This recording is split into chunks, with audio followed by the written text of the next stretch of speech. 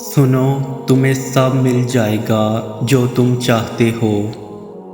تمہارا تہجد میں اللہ کے سامنے گڑ گڑانا کبھی ضائع نہیں جائے گا۔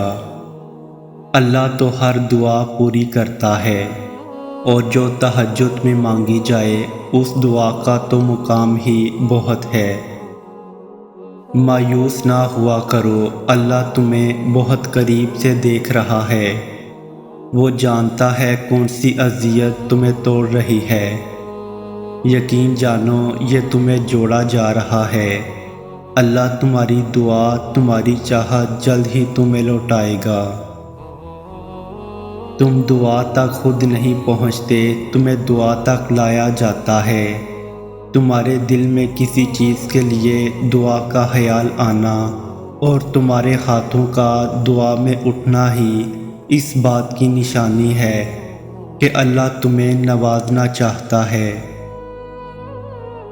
کیا پتہ اللہ نے تمہیں بار بار مانگتا دیکھنے کے لیے قبولیت میں کچھ دیری اس لیے کر دی کہ وہ تمہیں تمہاری چاہت سے بڑھ کر دینا چاہتا ہو۔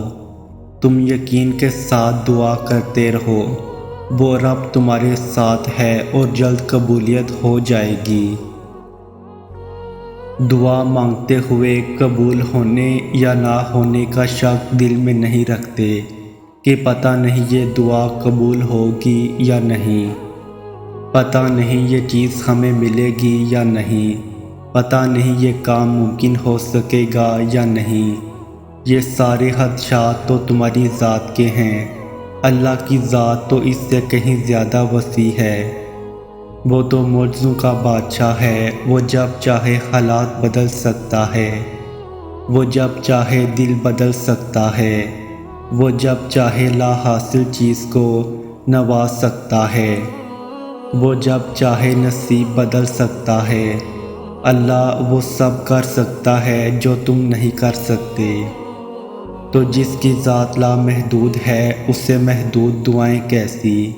اپنے اعمال دیکھ کر نہیں، اس کی شان دیکھ کر مانگو جس نے تمہیں بنایا ہے۔ اس سے بہتر تمہیں کوئی بھی نہیں سمجھ سکتا۔ اور یاد رکھو کائنات میں ایسا کچھ بھی نہیں جو ہمارا رب نہیں کر سکتا۔ کائنات میں ایسا کوئی زخم نہیں جسے اللہ بھر نہیں سکتا۔ ہم اللہ سے بہت جلد مایوس ہو جاتے ہیں۔ ہم یہ سوچتے ہیں اللہ ہماری دعا نہیں سنتا، پر ایسا بالکل نہیں ہے، بلکہ وہ ہمارے صبر کا امتحان ہوتا ہے اور ہم گر جاتے ہیں۔ اللہ چاہتا ہے ہم صبر کا دامن نہ چھوڑیں اور اس پر کامل یقین کریں، اس کے فیصلے پر راضی رہیں۔ اگر دعا پوری نہ ہو تو مایوسی کو پاس بھی نہ بھٹکنے دیں، اس سے انسان کے ایمان میں کمزوری ظاہر ہوتی ہے، اور شاید اللہ آپ کو اس سے بھی اچھی چیز سے نواز دے جو تم چاہتے ہو۔ بے شک وہ ہر دل کا راز جانتا ہے اور ہماری دعائیں قبول کرے گا۔ بس یقین اور صبر کریں اور اس سے رابطہ مت چھوڑیں۔